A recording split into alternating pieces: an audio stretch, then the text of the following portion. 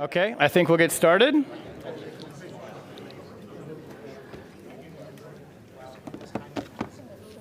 Thank you all very much. I'm glad we didn't have to go right after lunch, so everyone's had a little time to stretch their legs and listen to some terrific remarks. I'm Shane Harris. I'm a staff writer at The Atlantic.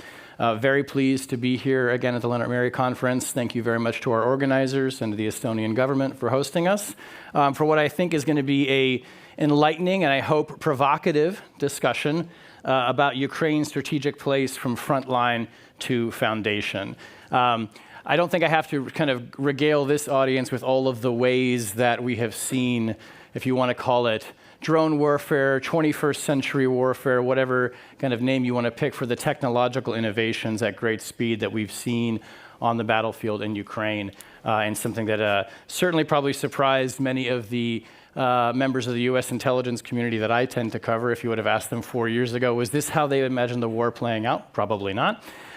It's even, I think, probably surprised some people in the more traditional military sector as well. I'm reminded as I was preparing for this panel that in March, my colleague at The Atlantic, Simon Schuster, went to Germany to interview the CEO of Rheinmetall, which of course is the largest arms manufacturer in Germany, manufacturing high-end weapons such as tanks, missiles, artillery systems, the kind of traditional weapons that we think about when fighting a war.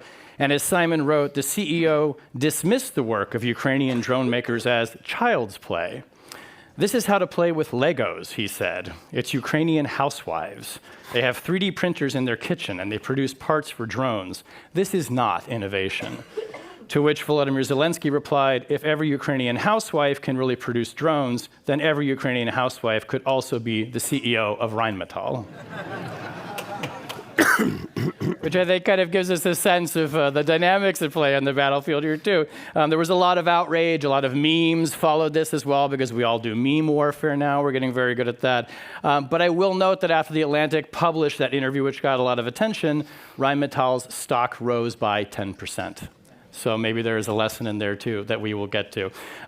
We have a terrific panel here today. I want to welcome Mariana Betsa from Ukraine. Thank you very much for being here. Minister Margus Tsahkna from Estonia, thank you again for hosting us.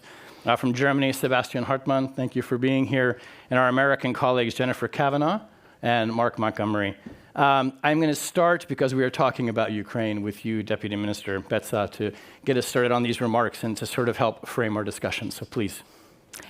Good evening, dear ladies and gentlemen. It's a great honor and pleasure for me to be here, to be back in Tallinn after 2.5 years after my posting here ended. And I'm grateful to ICDS, to Katja Raik, to Margus Tsahkna and the Estonian government for inviting Ukraine. Indeed, it's the 5th year of the full-scale invasion and the 13th year of Russia's aggression against Ukraine.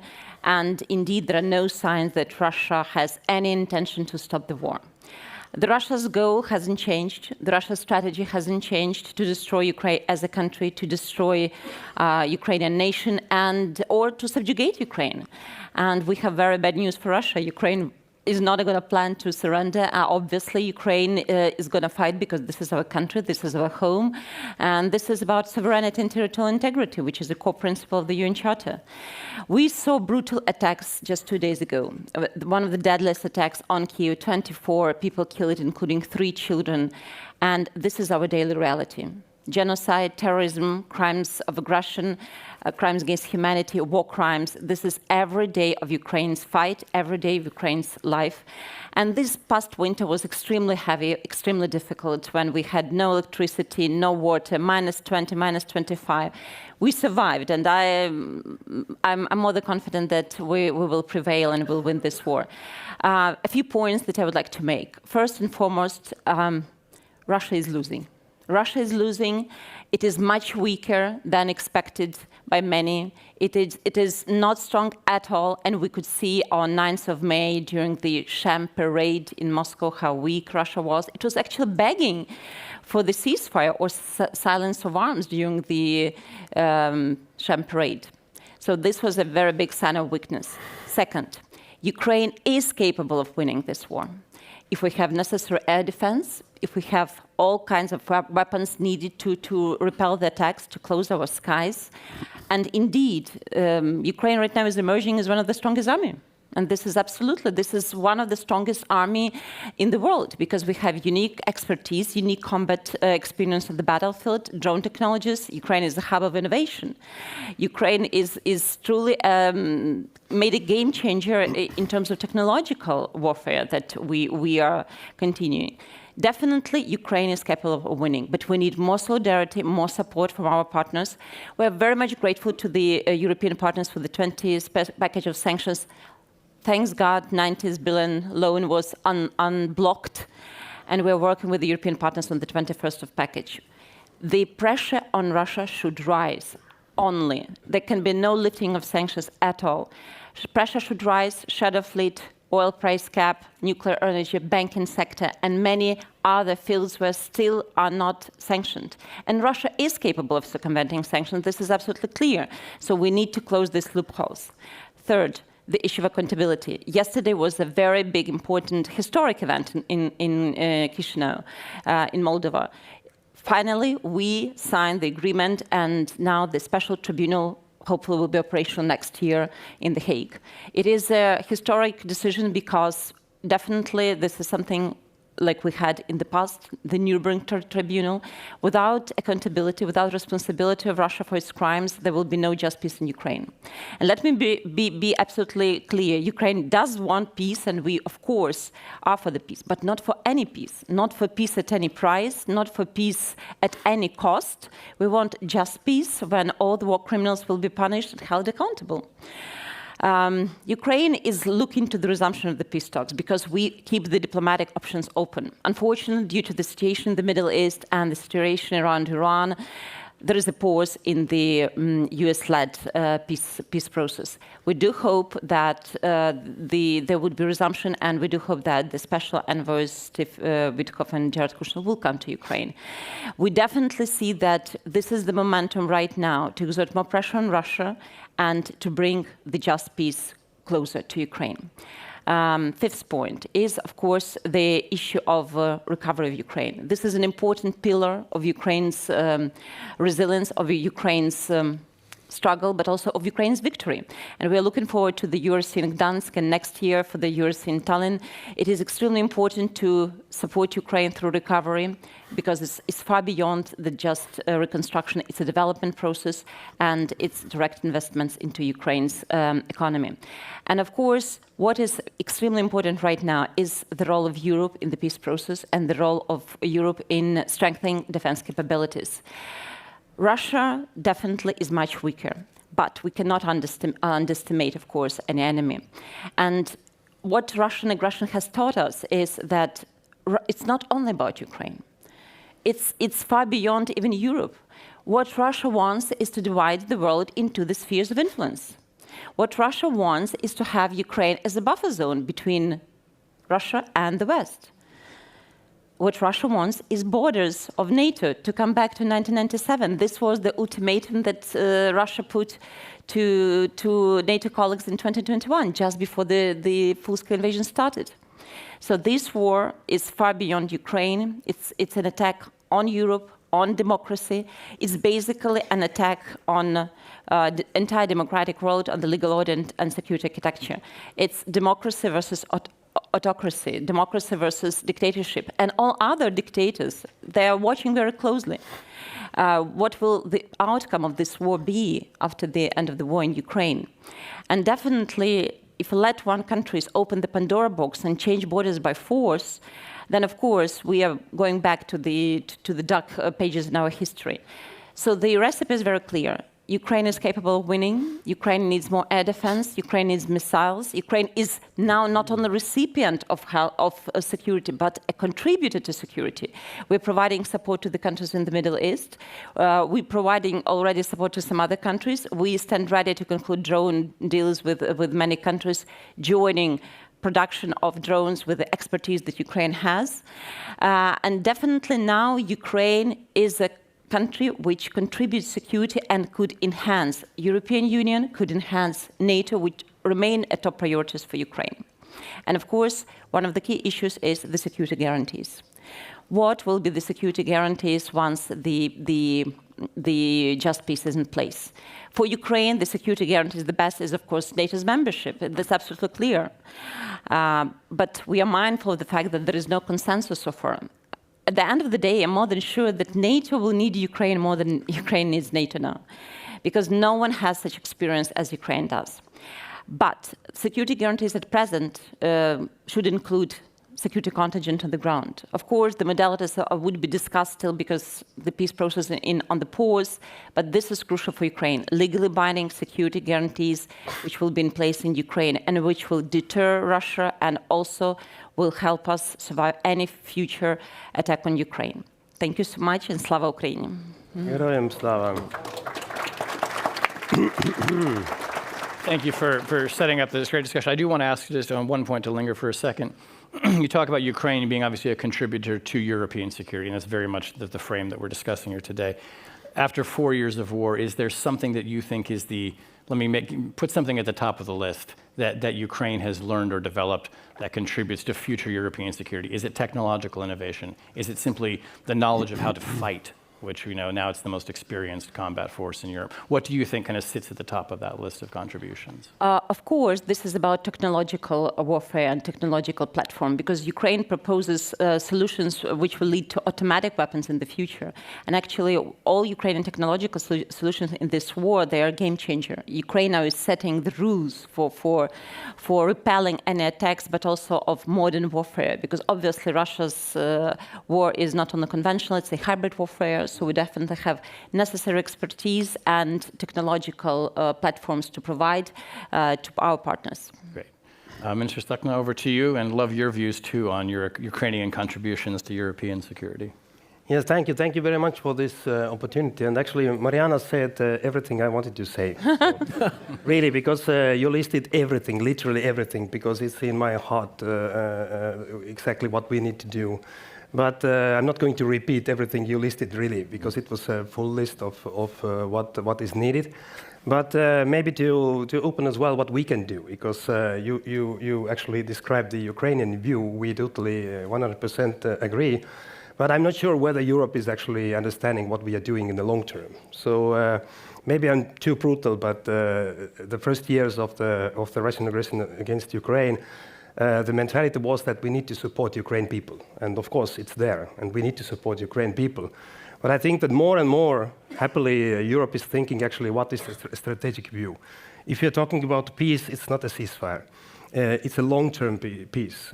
How to create a long-lasting peace? What is the security architecture for Europe? And then we need to understand that Ukraine is part of Europe. So we need to be sure, the first thing, that there won't be any gray zones or buffer zones or neutrality zones between Russia and European Union, NATO. So it means automatically our decisions about bringing in Ukraine to European Union, bringing in Ukraine as well to NATO. Maybe it is not possible politically right now, but anyways, we cannot take this opportunity back. So it's a first level as we see that how to guarantee the security and long-lasting peace in Europe.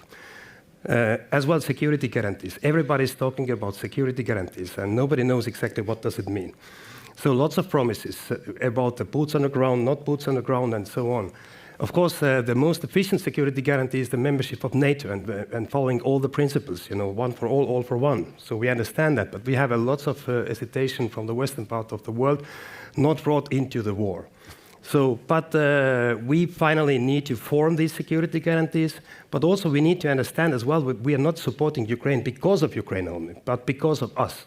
And from the perspective of Estonia and the eastern border, I can say that if you look at the map, so Ukraine is literally and naturally part of our security region, our military area, and this Nordic Baltic up to the Nordic Sea is actually it's one theater altogether. So we need to agree as well what kind of security guarantees Ukraine will give to Europe, at least to our region. I mean military security guarantees. because if these are the both ways security guarantees, it is working. So if you see the future, there will be any kind of good or bad peace. Though if Putin would like to continue the aggression, if there will be the gray zones in the future, it will happen. We saw it after 2008 Georgia, 2014 actually Crimea, nothing happened. So, and the red lines must be put in place. And then, you know, the line is pretty long if you see the map, that Ukraine and the Baltic states, Poland, Finland, and so on. I think that Putin should think in the future many times before he's going to wage any kind of aggression against this bloc, I mean, NATO, European Union, and Ukraine inside that, and other countries as well. This is like the main core, but I'm not sure whether Europe has agreed with that. Not yet. There are lots of, desires. Let's go to talk to Putin, and let's knock the doors. But actually, I totally agree what Mariana said, that Putin is about losing. I see many people who have not been under the Soviet occupation, but many as well who have been there. And we understand how important is the 9th of May parade in this system. It's like the core stuff. It's an ideological thing. And first time after the 20 years, actually, Putin was afraid of waging this kind of parade. Mm-hmm. So it's a real proof. As well, we know, sorry to say, that Russia is now advocating and finding the swinging countries and so on to put on the table, let's start talk now. Because we see as well already some shaky position from Russia. But as Mariana said as well, we don't see any change of the goal now. And I think that the main idea is to bring in as well Europe to so-called talks or negotiations or whatever we call it, just to put Europe, instead of putting more pressure on Russia and helping Ukraine, to mediating position. Which means as well that then we are out to win the time for Putin as well. So we need to be very careful, and we need to trust as well Ukrainians, because Russia is not gaining anything on the territories. I mean the war there, and that's the frame. And as well, if you look into the future, I'm not talking about anymore about defense industry, innovation, and all the capabilities of production. This conference is very much based on the understanding as well how strong is transatlantic relation and so on. Europe must speed up as well its own capabilities about production. What we see, Ukraine has done innovation and capabilities, more deep strike capabilities, more deep strikes against Russia, which is hitting a lot Russia and so on. And finally as well, if you see the future Europe, resources, people, well-educated people. So the last thing I wanted to say, that we cannot take Ukraine as granted. If we're losing this momentum right now about our own willingness, about enlargement, about bringing in, about creating this strong, larger Europe, so this is a huge mistake what we can do about ourselves. And this is a huge geopolitical mistake. So, a simple question, but maybe a longer answer. How soon do you want to see Ukraine become part of NATO? And what are the obstacles to that? We have been always supported this principle that Ukraine should become the full member of NATO. Because at the same time, we see that there is no political willing for that, like among all the member states. But then we are talking about security guarantees, that we need to create the security guarantees for Ukraine. And nobody can actually explain how these security guarantees can work if we are not putting their skin in the game. And the other way around, as I explained as well, if Ukraine is not taking responsibilities for us as well. The other way around, that Ukraine is giving security guarantees to us. So security guarantees can be just written on the paper without any reality. So that's why we are advocating, if it's not now, then in the future, the opportunity for Ukraine must remain. This opportunity must be there, because NATO is just the most efficient frame of the security guarantees. And this is actually fitting in this idea I'm proposing, that we need to just erase these gray areas between Russia and EU and NATO for the further long time peace in Europe. Okay. Sebastian Hartmann, we'll come to you next. And hopefully in your remarks, maybe you can talk a bit about Germany's lessons learned from the war in Ukraine as well.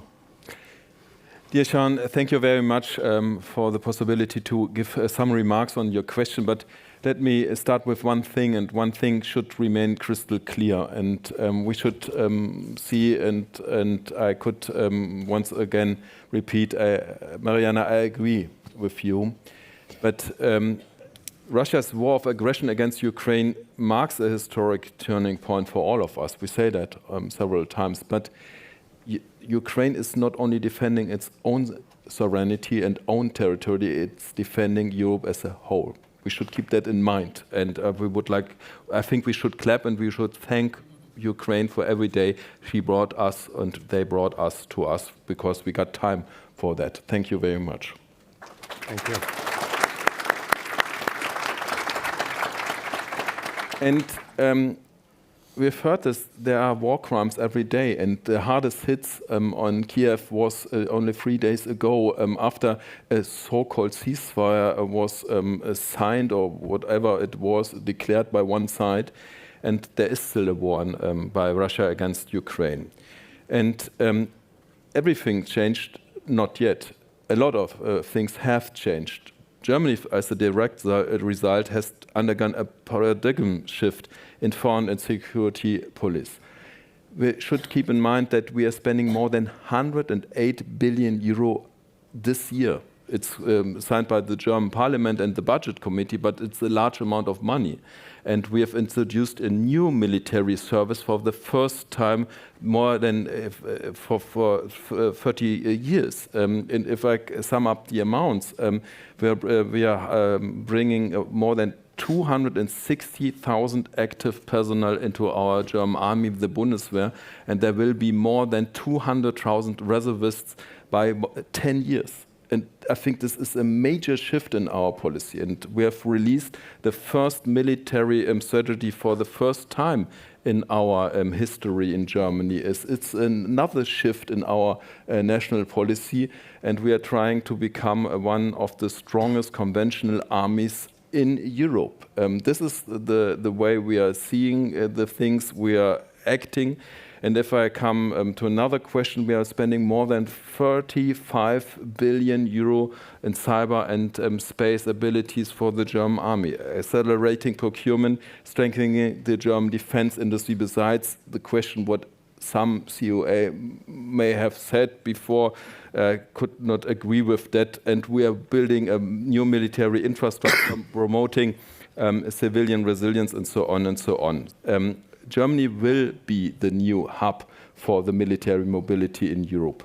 But what do we want to do? We want to deter an aggressor like Russia, and Russia is using military force against Ukraine. And I think the things haven't gone yet very well. There are still hundreds of thousands of civilian lives lost, and this is a war against every one of us. So having said this, it's in our own interest to strengthen Ukraine, to train Ukrainian soldiers and to get something back. We are getting information about combat data. We are getting military exercises. Once again, we can thank Ukraine. They have not only brought us time, they have brought us military expertise from the future battlefield. We are seeing these exercises every day. But it is not only about summing up amounts of money or calculating new amounts of soldiers we are going to bring into our armies. It's also about the strong will of Europe that we want to defend ourselves by our own. And it will be a new kind of NATO we're seeing. We have heard something about security guarantees, about memberships. These things will change. It will be up to us to, besides any question of ceasefire, that will be a new kind of security ecosystem in Europe. And it is the most important thing that we keep Ukraine in a position of strength, that there should be no demilitarization of Ukraine. We should form new kinds of, for example, joint ventures, for example, with the new startups, with the companies, to bring this expertise into our European and German companies too. Why do I say this? We are lacking of capacities. Even if we want to spend the money, there are no industrial capacity to meet the requirements we have signed already. Lastly, because we want to discuss the question, it's also that the new challenges could lead to more stability, to more security, and to more peace and stability. We shouldn't make the same mistakes we've made the decades before, because the taking of Crimea happened in 2014. The war of Georgia happened, and Russia has used military force several times. And they are not doing that well as they try us believe. Why do I say this? They're losing a lot of troops. The ratio isn't that well like they make us believe, but the price is very high. And we should bring Europe in a position of strength, and we should bring Russia in a position that they never try once again. And this means we have to deter an aggressor by our own. Thank you very much. Thank you. Since you brought up the CEO of Rheinmetall, not to make you have to answer for him, but I think It wasn't me. It wasn't you. It wasn't you. I think his remarks were a bit maybe indelicate. But I think the central point that he was trying to get across is this idea that for all of the technological innovation that we've seen, obviously in Ukraine, particularly with drones and with counter-drone technology as well, which is, we'll come back maybe to the question of why the Gulf states are interested in that so much now. It's just fascinating. There is still going to be conventional warfare. And there is, you talked about there not even being enough capacity to build what we've allocated money for. What do you think, just spend a second lingering on, from what we've seen in 4 years of conventional and hybrid warfare, in Ukraine, what are the big lessons that the German military is taking that might even go to changing military doctrine or training? Well, I think it's a combination. What we have seen is an old war, a trench war, and with high costs, because Russia hasn't, if they try to advance, they're paying a high price for every meter they're gaining. They're advancing less than 70 meters a day, for example, and paying hundreds of lives for this. Secondly, the drone war is changing the battlefield, the future battlefield, because more than 80% of the soldiers are killed by drones. So we have to discuss the question of counter drones and the question of civilians. Lastly, it's also about the question. We have heard something about the deep precision strike. We are not about deep precision strike. We can perform. We can pay for it. But it's not the question of long range and high cost. It should be the question: at which cost can we do the exercise? The price for Russia has to be higher than our price to defend ourselves. This is some of the takeaways. Fourth, how to ramp up the capacities. What we have seen in Ukraine is an innovative cycle. They have brought the expertise from the battlefield into the young companies, into the new startups, and they have invented products we've never talked about 2 years or 3 years before. For example, the fiber they're using to not be to protect their drone system, for example. Today it's state of the art, and so on and so on. We have to be faster. That's all. Yeah. Thank you. Okay, Jennifer Kavanagh, I'll come to you now, and your views on, is Ukraine the foundation for security in Europe? What do you think? Well, I'm really honored to be here and on this great panel. Having said that, I'm going to depart from my esteemed co-panelists here a little bit in my remarks. I, of course, agree that Ukraine has demonstrated resilience and has defense experience and technology that it can share with Europe, and there are opportunities for partnerships and exchanges that can make Europe stronger. That said, I think we should be realistic and honest about the risks that come with Ukraine's integration into Europe and the practical and strategic limitations that integration will face in the near term and the long term. So I'm going to make 3 main points. The first is that for the near and medium term, Ukraine will continue to be a consumer of security, not a provider, and on net, a liability for Europe, not an asset. And that's true because what Ukraine can provide will be constrained by the fact that it's still fighting a war, by its financial dependence on Europe, and by Europe's own security interests. Ukraine right now is 100% financially dependent on Europe. It requires resources for Europe to fund its army, to fund its arms purchases, and to fund its own weapons production. And that's not going to stop at the end of the war. Ukraine's own leaders tell us that after the war, they will need European financing for an 800,000-person military to continue to buy the arms that they need and to produce the arms that they need. And on top of that, we've heard talk about security guarantees that would require potentially European boots on the ground.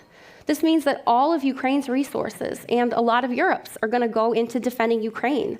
That doesn't leave a lot left for dealing with all of Europe's other security challenges. The same is true if we're talking about defense technology. In order to be a defense exporter, Ukraine will need money on top of what it needs to meet its own security requirements. I'm not sure that it's politically sustainable for Europe after the war to continue to spend this much on Ukraine's security, including subsidizing its defense companies to produce materiel that is then sent into Europe to compete with Europe's defense companies. In order to make long-term high defense spending sustainable politically, you'll need what the US has, which is a military-industrial complex. You'll need to have your own defense industrial base, and you'll have to be investing in that. You'll have to choose between investing in Europe's security or investing in Ukraine's security, and political dynamics will force that money, in my view, to come back home. The second point is about strategic interests and relevance. Ukraine has a specific set of strategic interests, and they're going to be focused on Russia for the duration of this war, clearly, and afterwards. And they have a specific set of military experience that pertains to the war that they've just fought. Those lessons will be transferable to some extent, but we don't know what the future of warfare will look like. We don't know how long those lessons will last. The United States has fought a lot of wars. My whole lifetime we've been involved in wars. And every time we learn the lessons of the past war and we over-index on those problems, and we build a military that's really great at winning the last war. And then we're not prepared for the next war. And so over-indexing on drones or the specific experience that Ukraine has, I think is a real risk. You end up then preparing for a specific threat, which is too narrow for what Europe faces. We should recognize that Ukraine has overlapping security interests with states along Russia's border, certainly.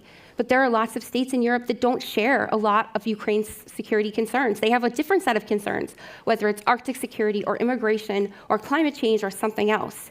And as a geopolitical actor, Europe has to have a more diverse portfolio of security interests than just Russia. And that's especially true as the United States pulls back from its global role. We've seen in the Middle East the limitations of Europe's ability to protect its own maritime security, its own access to choke points, because it doesn't have the naval capabilities. So in the future, Europe will have to think, what does its security portfolio look like in a world where the US is no longer serving as the guarantor of freedom of navigation and other types of global responsibilities that it served for decades? That will mean that Ukraine's interests overlap with Europe's, but they're not going to be the same. And that will limit the extent to which Ukraine can be the foundation of Europe's security. Europe will have to take on a broader set of issues. And then my third point is this question of what's best for Ukraine and Europe's security in the long run. What level of integration is best? And I would argue that it's something less than having Ukraine as the foundation of Europe's security, that some degree of integration may be helpful, but too much or too fast could leave both sides worse off and less secure. Integration into Europe won't make Ukraine safe. It's not the answer to Ukraine's security questions. And I think framing it this way is dangerous because it implies that integration into Europe provides Ukraine some kind of security guarantee, that if it's the foundation of Europe's security, that if it's providing into Europe's security as well, if there's future aggression, there will be European forces fighting on the front line with Ukrainians. And I don't think that's true. If that were true, if Europe was really willing to fight Russia over Ukraine, they'd be doing it now, and they're not. So I think that type of promise is an empty one, and Ukraine shouldn't count on it. The only true security for Ukraine is investment in its own military force, self-sufficiency, and that means being able to fund and support its own defense industrial base and its own military over time. I'm not saying that should be the goal the first year after the war. But thinking about what partnerships with Europe make sense to help Ukraine get there is a good thing to do. But thinking about integration for integration's sake, I don't think advances security. And the flip side of that is that I don't think that putting Ukraine as the foundation of European security is helpful for Europe either. Europe faces a real challenge now. For decades, their security concept has been founded on the United States as the foundation of European security, and that era is over. And now the question is, what is European defense? What is European security? Is it within the EU? Is it within NATO that doesn't include the US or that includes a lot less US? Is it overlapping mini-lateral coalitions that exist to protect Europe's security or deal with different issues? There's no answer to that question yet. And I think that thinking about Ukraine as the foundation is a little bit of a cop-out. It's a replacement of the US with Ukraine. And that's a bad idea, not only because it puts you in the same position of being dependent on another country for your defense, and because Ukraine, unlike the US, which could serve this role and doesn't want to anymore, Ukraine isn't able to. So I think Europe needs to answer the question of what is Europe? What is European defense? And then you can talk about integrating Ukraine, because how can you integrate Ukraine into Europe if you don't know what European defense actually is? And the important thing, I think, to remember is that all of these questions, answering these questions for Ukraine and for Europe will take time. So thinking about urgency and trying to do this quickly, I think is a big mistake. I think it leaves Ukraine exposed and more vulnerable than it would be if it focused on itself first. And I think it makes Europe entangled and overextended in dangerous ways. To just give one example, after the war, Ukraine will have a lot of potentially disgruntled and unhappy veterans returning home with weapons.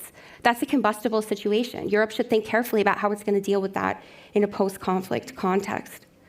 So in the near term, I think number one priority for Europe and Ukraine has to be figuring out what does their defense look like independently. And then thinking about integration makes a lot more sense. Thank you for laying out some very thoughtful counterpoints. I'm going to come to Mark, because I know you just got back from the front line, but I also want to give the Deputy Minister from Ukraine a chance to respond to some of these points that Jennifer is making. I mean, particularly this idea, is Ukraine a consumer of security and not a provider? What are your thoughts after hearing some of her perspective? Well, Ukraine is not a risk. Ukraine is an asset. That's absolutely clear.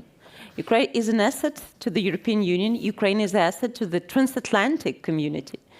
Ukraine right now is doing almost impossible. Actually, we proved throughout the war that impossible is possible. That it's possible to fight the second, considered to be the second army in the world. And now we are coming to absolute technological warfare, where Ukraine proposes solutions. And these solutions are very much needed in the Middle East, because we have common threats in the Middle East as well, Russia and Iran supporting each other and providing assistance to each other.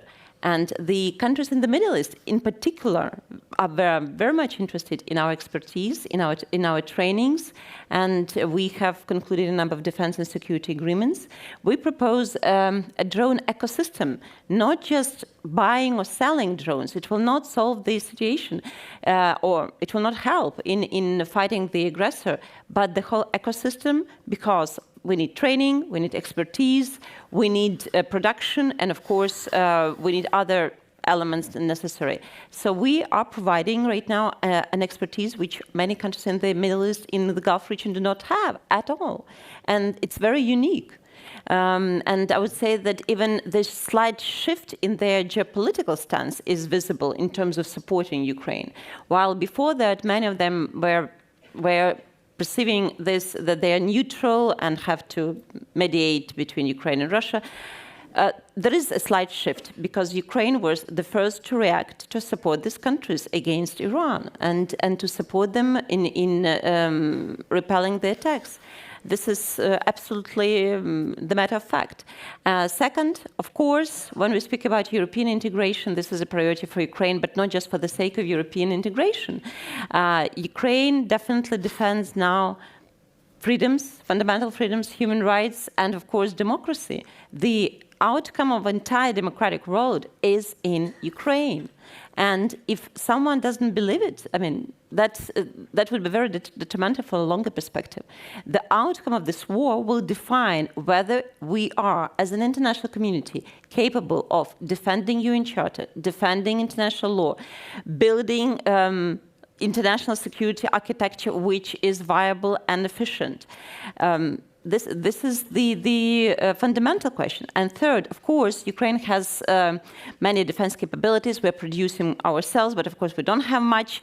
Still, we don't have much missiles, obviously, and the situation in the middle is sort of also might distract less help to Ukraine in this regard.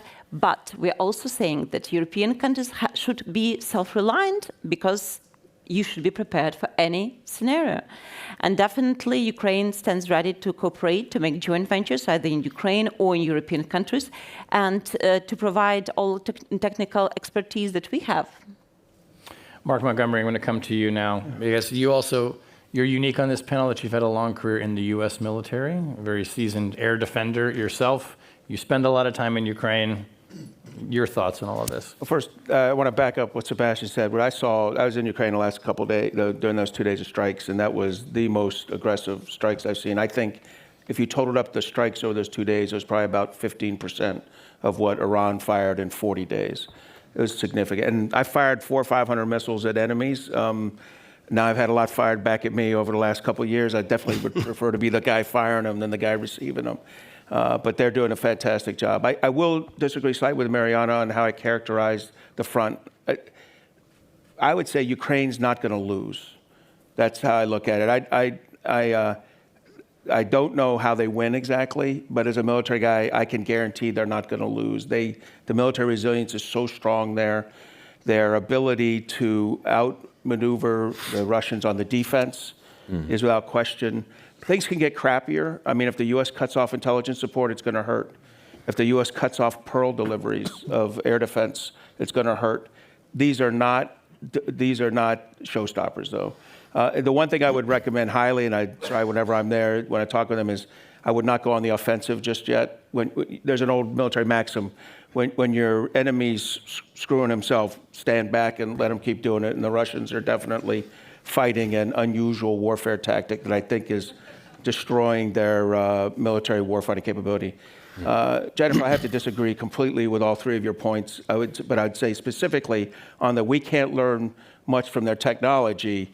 We can. In fact, our failure in the Middle East right now is very specifically in one area, which is counter-drone interceptors. And it's actually caused, that is, I believe, the number one reason we put a pause on combat operations after 40 days was that our Arab partners could no longer take the drone hits. Not the ballistic missiles; those were getting shot down. They were getting hammered by Shaheds, and we had to stop it. I do think Ukraine can give a lot to Europe, and I think what it is mostly is the defense and industrial innovation ecosystem. It's based in three areas. It's the unmanned systems, both air and surface, and they now have undersea systems that are phenomenal. That can make a big difference in their ability to develop it across about 400 different companies in Ukraine is fantastic. The second's in electronic warfare, an area where the Europe and the United States walked away from. We completely suck at it, writ large, across 30 countries. Ukraine is phenomenal at it. They can come and teach us, show us how to be adaptive in it. They've stayed one step ahead of the Russians, who were the world's best electronic warfare country until Ukraine decided to compete with them. And the third is in the way they go from prototyping to delivery in the field. It's phenomenal. We've all heard about there's battalions within brigades that make weapons. Those are just FPVs, easy drones. The European military, U.S. military, could do that if they put their mind to it. But what the Ukrainians really do is get feedback from the warfighter who's using a high-end drone through the company that's west of Kiev making it, and then back to the warfighter. The average I saw was about 9 days. I mean, for us, I was talking with General Hodges, a good friend of mine. I think it's 9 months or 9 years, for Europe or the United States. It's 9 days. We can learn from that. These are things we can learn from. They can help us. And look, Europe, I hate to say it, your defense industrial base is under-resourced. It's lethargic. It's not agile. And then it's based in certain nations, very preserving national capabilities. I see changes coming, but there's a lot you could benefit from Ukraine in doing that. So I really think there's a lot they can learn from this. Respectfully, I didn't say that we couldn't learn anything. That was actually, I said but they can feed back in your second point. They can feed back into it. And on your first point, they're fighting Russia for Europe. Let's be clear. Europe has one problem. It's Russia. They don't have other problems. Climate change is not the national security problem challenging Europe. Russia is a national security problem challenging Europe, and they're fighting Europe, and they're blocking Europe. They're fighting Russia, they're blocking Russia, and they're critical to the long-term security. I'm really frustrated by this argument because I hear it in Washington. And so you guys have convinced one of our presidents to go along with it. It is batshit nuts for the United States to walk away from Europe right now. And we've got to the discussion yesterday was, I couldn't take it. I don't think Ben could either. Just listening to this idea that we don't benefit from Europe being successful is illogical. I will say there's something we do need to do for Ukraine, and Europe really needs to take the lead on this.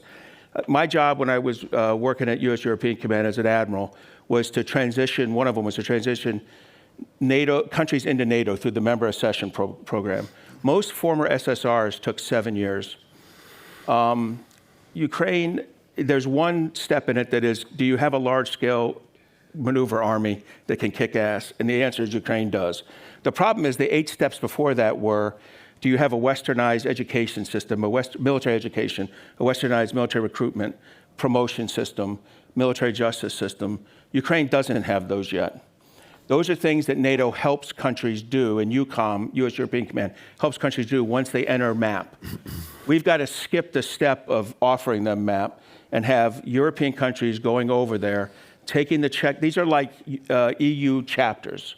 And we need to take these EU chapters over there, these for military security, and begin to get the Ukrainians ready. Because the Ukrainians expect to enter NATO like Finland and Sweden in about 3 months, right? But if you do it by the book, and if you have a NATO country slowing the process, and I'm sure we can find 1 or 2 that would do that, you could legitimately hold them up if they haven't modernized all those systems.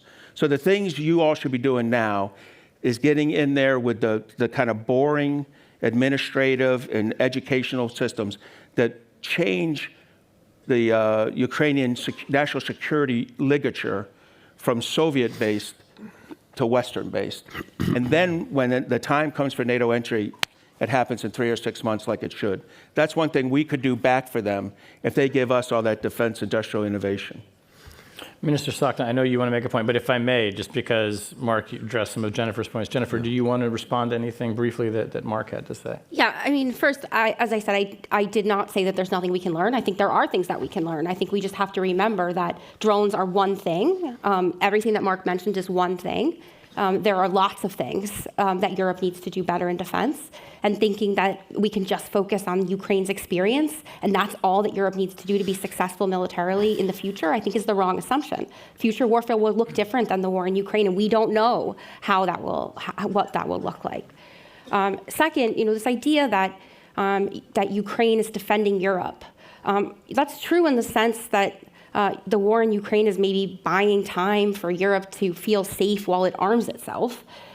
But this idea assumes that if Russia wasn't invading Ukraine, it would have attacked another country. That there was sitting deciding we want to attack someone, and Ukraine is the target instead of someone else. And so I'm hearing yes from the audience. So people must make that assumption. That's simply not my assessment of the strategic calculus in Moscow. And the idea that that once the war in Ukraine is over, Russia's going to decide to attack another country, I similarly don't see that intent. I just don't see that as the goal here. And you can laugh at me and disagree with me, but that is, I'm not the only person who assesses the situation this way. I think that number one, that Putin sees other areas that's different. He's been very clear that Ukraine is special for various reasons historically to him. Not validating that view. I'm just saying that is his view. And I think that if there's any lesson learned for the world from the war in Ukraine and the war in the Middle East, it's that warfare has changed. Military power has democratized. Not big powers can't win wars like they used to. And that's a lesson that I think will give pause to many future leaders, including Putin, hopefully the United States, and other powers that we think of as aggressive. Minister Sokna, you've been very patient, so the floor is yours. This was a strategic patience we should actually have with Russia and put more pressure on and not rushing into the talks before actually the Putin's goal is changing. But Jennifer, thank you very much for listing everything These arguments actually the proof that we need to do totally the other way around. And I think that as well you mentioned that Russia had no like strategic plans for attacking other countries and so on. But because of exactly this understanding, we have the war now in Ukraine. Because exactly the same understanding was after 2008, Georgia was occupied. Yeah. So nothing happened. So we were thinking, okay, now it's done, Georgia on way to NATO and EU is blocked, and let's have this frozen conflict. So 2014 happened, the Crimea annexation and the eastern part. So let's sign the peace agreements, now it's peace and forever and so on. Actually, no. Sorry to say, it was just a green light for further aggressions, and 22 already full scale of war. So this is exactly what I said, that we need to get rid of these neutrality zones, these gray zones, whatever we call it, buffer zones, that this is just a green light for Putin for the next aggression, because Putin is living about the idea to have mainly all this aggression, because the only guy who left the Kremlin for retirement was Khrushchev, and Putin is now fighting for their life. It is a war. It's a way to war. The second thing about Ukraine capabilities for the future, I cannot disagree more, because what we see is that Ukraine is fighting more than 4 years. And what we as Europeans and Western part of the world, we have done, we have given money and some weapons. And even these weapons, mainly, or some of them, they were restricted not to use enough. So we tied your hand, one hand behind your back. But we are not fighting there. We are not putting our skin in the game. And that's why I'm telling this is very cheap way. Sorry, I'm really sorry about that, really, about Ukraine people. And there is no position to say that Ukraine is not able independently to stand in the future as an independent country. So that's why I'm telling the other way around. I think that we in Europe, we need Ukraine more in the future, that maybe Ukraine needs us. Or actually, it's not actually correct, like a competition who needs more, who, because we are belonging together. And it's not only about innovation, technology, and so on. It's about capabilities. And last thing I want to say as well, we need to learn a lot in the western part of the world. We have a NATO, we have capabilities, we have many, many things, economical power. But my question is whether we have political will actually to fight. And this is exactly the most important lesson we learned. And let's be frank, when before 24th of February, everybody saw already that the troops are there and maybe everything is happening. Most of the Western leaders believe that maybe nothing happens, some called like many times in a day. And then if it happened, it was like a pause. Because nobody expected that Ukraine is starting to fight as hell, and actually successfully. It was a pause, really, to be more concerned, or even more deeply concerned. And then we came to support. So political will to fight. It's so important that Ukraine people have it. And this is exactly why we need Ukraine as a security guarantee to Europe as well in the future.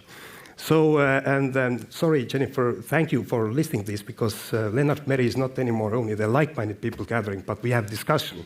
Yeah. And this I love. Thank you. I want to pick up on something that Mark said, and you were referencing, essentially the innovation and deployment of a technology in days where it could take months or even years, in a NATO environment. So as a journalist, I am duty-bound to be a skeptic.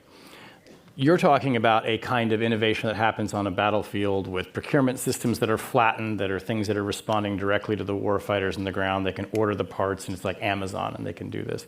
That doesn't sound to me like a modern defense industrial base. So what is the distinction? And maybe even Sebastian, you can speak to this too, is like, when we're talking about worlds apart in terms of production and manufacturing, also in terms of innovation and technology, right? These are opposite ends of a spectrum. How do we get those closer together if we're really talking about integrating Ukraine and its lessons and capabilities into European security? So what I meant by that was it is mostly software-defined warfare. I agree that most of these changes are software, but not all. In the UAVs, there's hardware changes as well. It is phenomenal. It is different. I've only seen this one time in our military. There's a weapon system called Aegis on our Navy ships that shoots down missiles. All the missiles, we shot down 400 missiles in the Red Sea. and we learned a lot. So when I was a captain of an Aegis ship, I would get an Aegis upgrade once a year. It was like this exciting event, and you hoped your system worked like 2 days later when you do it. My son's ship is now getting one, and when I was an admiral, it was about every 3 months. My son's ship is getting one every 3 days, and he's like, yeah, of course it works. I'm like, no, this is a really complex thing, but it isn't anymore. Software design warfare is changing. We've done this in one area. It is the area of the military we've spent the most money on over the last, this is a $40 billion effort over 40 years to make that system work. Ukraine has done it with 50 cents and a couple rubber bands. I mean, they have really done a fantastic job converting, and it's across 200 or 300 of the 400 UAV companies. Changed that fast. I will tell you, there's one challenge, and we're seeing it in the Peninsula right now, which is when we're bringing in the Ukrainian battalion, Nemesis battalion, some warriors with systems. The Ukrainian UAVs are not in the link, which is how we control weapons, or in the identification friend or foe. So we're very worried about when these weapons get up in the air and our aircraft are flying by, are we going to be okay? How NATO figures this out, there's an American general in Germany called C.D. O'Donoghue who's really working this. If we can figure out how to get that unclassified Ukrainian Delta kind of network integrated with the high-end network that NATO uses for controlling aircraft and missiles, we're going to be golden. Right now, we're not. So I don't know what's going to happen when they restart the war in Iran, which I think is inevitable. We're going to see, some of the Arab countries will have taken on Ukrainian drone systems, and they'll shoot them down. And we'll just have to see if we accidentally shoot down any F-15s or F-16s. I don't think that's likely, but I think it's limiting the U.S. onboarding of this system. So there's still work to do. That's when the hardware gets into the software. When it's software designed, Ukraine is leading the way, and it's going to be a fantastic revolution for Western defense industry. I think Rheinmetall, everyone can adapt. I'm not worried. I think in this case, the Europeans will learn from the Ukrainians, just like the U.S. will, and we're going to be a much better, tighter fighting organization for it. Okay, so integrating Ukrainian technology and sophistication into the broader NATO infrastructure, right? That's what we take advantage of what they do well. Exactly. And not try and build something that they're not necessarily. That would be a mistake. If you let the U.S. build it, $1,000 Ukrainian drones will cost $51,000. No one's advocating for that. I promise you that. Sebastian, would you like to make some remarks? And then I'm going to go to the audience because I know everyone has lots of questions. Just a short remark. Yeah. Perhaps we shouldn't discuss not only the advantages of one missile system and so on and so on. I think we should keep in mind that why are the Ukrainians are fighting? They're fighting for their freedom and for their sovereignty. And this is on our side. It's not only a technical question. And even if we don't make this clear, which young men and young women should join any of our armies? And I can give a number. We have sent out 200,000 questionnaires to young men and young women. And more than 90% of the young men has answered it in time, today, in time, as a young man. And there's a kind of duty to fight. We are fighting for our freedom, and we should not discuss only a war of the future. We should talk how can we prevent Putin from attacking us. Even today, he could try that. He could try this tonight. And are we ready? And what we are going to fight for? And it will be, first of all, a European question. And on the second step, there will be the question of security guarantees, of memberships of some states, and how much we spend, how much money we are going to spend. If Putin does not believe that we are going to defend ourselves by any cost, he will try to attack us. He's going to attack us because he's preparing a war. He has changed the industry in Russia already. He is accepting any damage to his own economy in Russia. Why does he do that? Because he's preparing a war. He's going to test us. And we have to make it clear that we won't accept this and we will defend ourselves at any cost. I have to say that. Okay. We'll go to questions. Ed, I saw your hand first. So I'm going to take two more, maybe. The lady right here, that'd be okay? And then far in the back over here. We'll take these three, and then I'll come over to you if we have time, sir. Okay. So, first of all, I really object to this idea that there's a category called Europe and there's a category called Ukraine. You are Europeans. Yeah. Let's be absolutely clear. You're almost more Europeans than some Europeans. Thank you. You are the only people who have died blood-spattered, bullet-ridden European flags. Let's not forget that from Maidan, okay, first thing. And secondly, because of that, it's not just the fact you have your long-range strikes and your electronic warfare and this fantastic ecosystem. It's the leadership that you bring to Europe, which is so important. And finally, on Jennifer's point, this makes sense if you're assuming that we're going to give Russia what it wants. Russia was very clear, this isn't about Ukraine. It's about a new security architecture in Europe. It's about NATO pulling back from Estonia, Latvia, Lithuania, and all these other countries, going back to a new sort of Molotov-Ribbentrop division of Europe. And then fine, and maybe that's going to happen with the cooperation of the United States. Maybe even there are going to be think tankers in Washington who are going to say that's a good idea. But that's not going to be done with Europe's cooperation. That's going to be something that's done to Europe. And Europe is going to fight against it. And when I say Europe, I mean all of Europe. Okay. Let's take the next question, too. And I didn't hear a question, but I know people will respond to what you said. What do you think? OK, let's take a question here, and then this question I saw someone in the back, and then we'll take them all together and let people respond. Thank you. Hannah Shellis, Ukrainian Prison. The question to Jennifer. Do we clearly understand that you are dividing European security and Ukraine, meaning that Ukraine is not a European country? So in this case, what security is Ukrainian security? Does it mean it is Russian security if it is not European? Because definitely not African or Asian. OK, and the last question asker here. OK, great. Hello, Ann Daly from RAND. So just following up on what Admiral Montgomery said, I would just argue that reducing the innovations that are occurring in Ukraine to drones is really just missing the broader picture of how persistent technological surveillance is changing the character of warfare across all warfighting functions. And so I was just wondering if the panelists could comment on some of the broader lessons beyond just the use of UAVs and EW that are coming out of Ukraine. And then, you know, Jennifer, you clearly came into a pretty hostile room with a very different point of view, and I just want to commend you for that. And you know, you've stated that you have quite a different interpretation from perhaps folks in this room who live in the region, and myself as someone who studied in Russia, speaks Russian, and got a degree in Russian studies. But you have a very different perception of Putin's strategic calculus, and I'm just wondering, where does that assessment come from? Where's your how do you base your confidence in that assessment?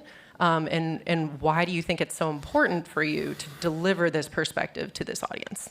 Okay, Jennifer, most of the questions were for you. So I'm going to ask you to, please, as you would like to respond to any of them, all of them, please. The floor is yours. So, I mean, I've argued extensively in public that I think Ukraine's best security option is some kind of non-alignment, that would be the best way for Ukraine to be secure. The question of who's a European country is not a question for me to answer, really. It's a question for Europe to answer. Right now, however, the two are separate. I understand that's the goal of this panel and of my co-panelists here is to change that. But right now, they are separate. And that was part of this whole process of thinking about Ukraine's integration into the EU and Ukraine's integration into NATO is the assumption that that's not the case right now. So that's how I set up my remarks. That's separate from my view that that Ukraine's non-alignment would be the best outcome for Ukraine. That is not a bad outcome. That an armed, non-aligned Ukraine is actually very secure. It wouldn't look like Finland's case. It wouldn't look like Israel's case. It would look like Ukraine's case, and I think that would be a good outcome. That's my view on that. Why did I deliver my perspective to this audience? I was invited to be on this panel. And I wanted to be honest. This is why would I come here? It's not like I'm not shy about what I think. In the US or anywhere else, I say what I think. So it's not a surprise to the people who invited me that I have this view. And so it would have been a disservice to their inviting me to be on this panel if I had just said what people wanted to hear. Where does my view of Russia come from? I've also studied Russia a lot. I mean, Russia and the Soviet Union is the reason I became a political scientist.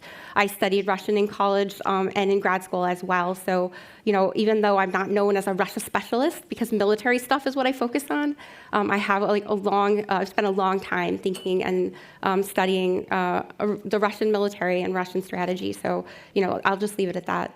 Thank you. I will say, as a moderator, you're a gift. I just love friction on the panel because nobody wants to sit here and hear the same thing from everybody.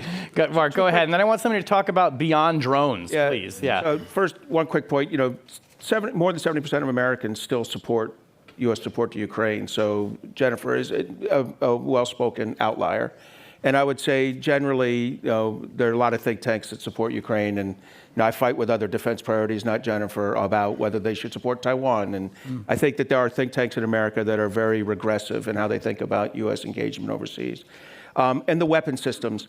I'd be careful. I do think that there's other areas besides UAVs and electronic warfare. I think the one area that I think is going to be very interesting is we've all kind of figured out, Europe and the United States, how to build low-cost attack. Because those are stupid missiles. You just launch them. You can build them in a 3D printer, give them a GPS, and they hit something. And we're driving the cost. The U.S., in fact, is driving the cost of that down 90% in some recent weapons we've given Ukraine called the ERAM. The big breakthrough is going to be in defensive air defense weapon systems. Right now, they cost a ludicrous amount of money. Patriots are about $4 million a copy. THAAD about $9 million. The Standard missile is between $2 and $30 million, depending which ones you're talking about. Even AMRAAM is about $1.1 million a copy.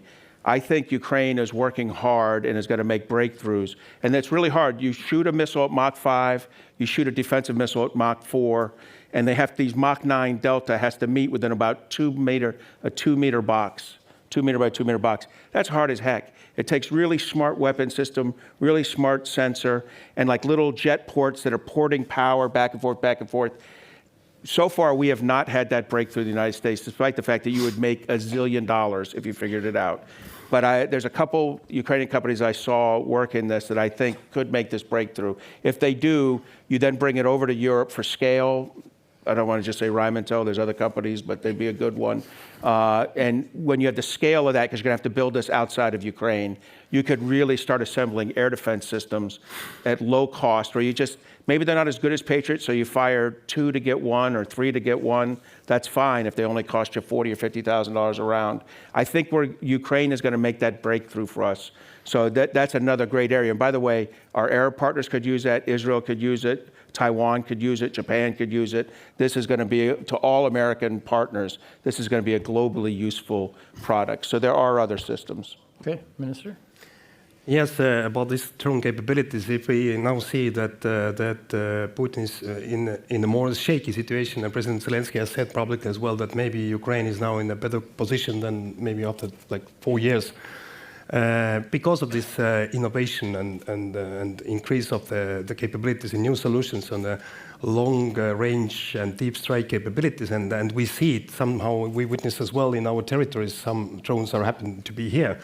But I think this shaky position is mainly, of course, because of the sanctions and pressure on Russia, but because of these capabilities, that you're able to hit in the heart of Russia. You're able to hit the St. Petersburg region, Ust-Luga port and so on, which is a lifeline for Russian economy and the war economy. 60% of gas and oil is going through that.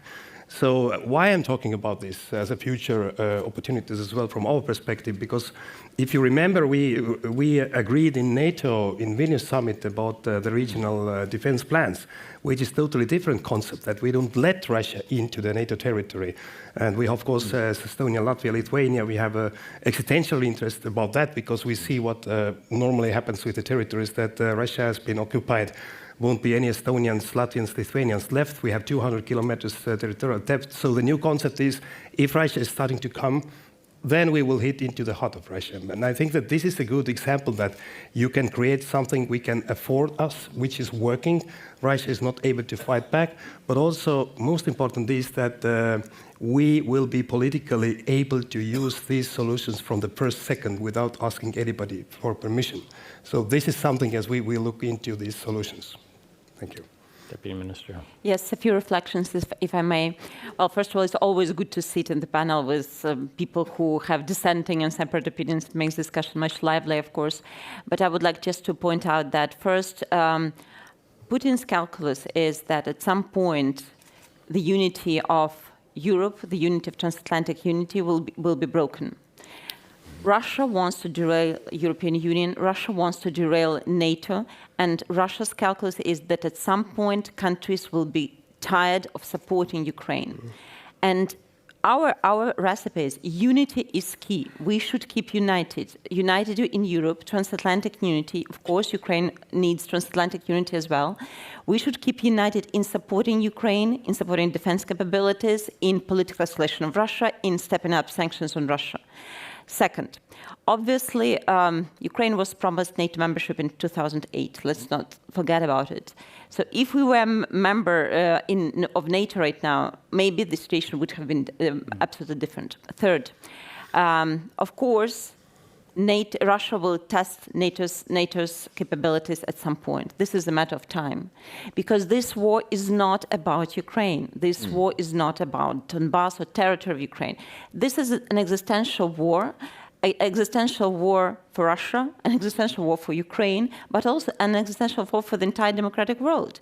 Again, Russia is afraid of democracy. Russia is afraid of human rights, fundamental freedoms. What Russia fears is the revolution of dignity taking place in Russia, in Russian society. And this is one of the biggest fears. That's why Russia wants Ukraine to be either destroyed or to be a buffer zone between Russia and Ukraine, non-European, not viable, and just, the gray zone. And this is one of the fears that always drives Russia. So we should be very careful about it. It's not only about Ukraine, and it's not even only about Europe. We have time for, I think, we take 2 more questions. I promised you and you here on the end of the row. So we'll take these 2 questions. Please keep the questions and the answers brief. The good thing about this conference, you can come talk to the panelists afterwards if I didn't get to you, and I know I could not get to everyone, so my apologies. So hello, this is Chota Guineria from Georgia, and I will ask the question from exactly Georgian perspective because I think Georgia can bring a good lesson to this discussion. Jennifer, the question to you, if we take your 3 points and turn them into the policy, what do you expect the outcome of that policy will be? Because that's exactly what we see in Georgia. Georgia was the #1 troop contributor to Afghanistan, best reformer, and it was still seen as a risk and a liability to European security rather than the contributor. And then we applied similar approach to Georgia that you laid out, and now we see Georgia fully consumed by Russia. So if we allow Russia absorb Ukraine in a hypothetical scenario, following the points that you just laid out, what do you think that policy can bring to the United States, to Europe, and what will be the benefit of that? Got it. Thank you. And the last question here. Thank you. Hi, Latika Burke from The Nightly. My question's to you, Deputy Minister. We've obviously all watched the corruption scandal unfolding in Ukraine. How much of a setback do you think it is to your path of EU accession by 2030? And do you think that if you haven't done the necessary work, you should still be granted admission? Okay, we'll keep it brief, but Jennifer and then the Deputy Minister. Okay, well, that's a kind of complicated question to answer quickly. But I know he's going to have to try, though. Yeah, so I'll just say, look, I don't really think that I'm not recommending the Georgia strategy for Ukraine. I think that any kind of post-war settlement would require significant Western support to Ukraine, including support from the United States for some period of time. And that would allow Ukraine to have a really strong military and to be, as I said in my opening remarks, self-sufficient in defense over time. I don't think that leaves the Georgia option on the table. If Ukraine is able to defend itself and able to deter Russia on its own, then it's in a very secure position. What does that bring Europe? Well, I said the same thing about Europe. Europe has the panel last night was about European defense, and there are lots of questions raised by that panel that need to be addressed. So, I don't think I laid out a strategy for Europe, but Europe has a lot of questions to figure out and needs to, as the panelists this morning said, stop crying and get moving. That means building armies, building defense industrial base, et cetera. And, I'll leave maybe U.S. interests out. We can maybe talk about that later just for the sake of time. Great. And Deputy Minister, the last word to you. Yes. Well, with regard to the latest scandal, I think this also shows that anti-corruption institutions do work in Ukraine, and I personally have full faith in our judiciary and in the work of our anti-corruption institutions. And if I may say just a last word, because the panel is closing, I would like, first of all, to thank everyone for standing with Ukraine, for supporting Ukraine, but also thank you so much. But also, I would like to say that we need your support more. Do stand with Ukraine till victory. Ukraine is capable of winning this war. Russian aggression should not be rewarded, and the aggression as a tool of statecraft should be discredited, and all the war criminals should be held accountable. This is an existential fight for each and every European and also American. Thank you. We'll leave it there. Thanks, everyone.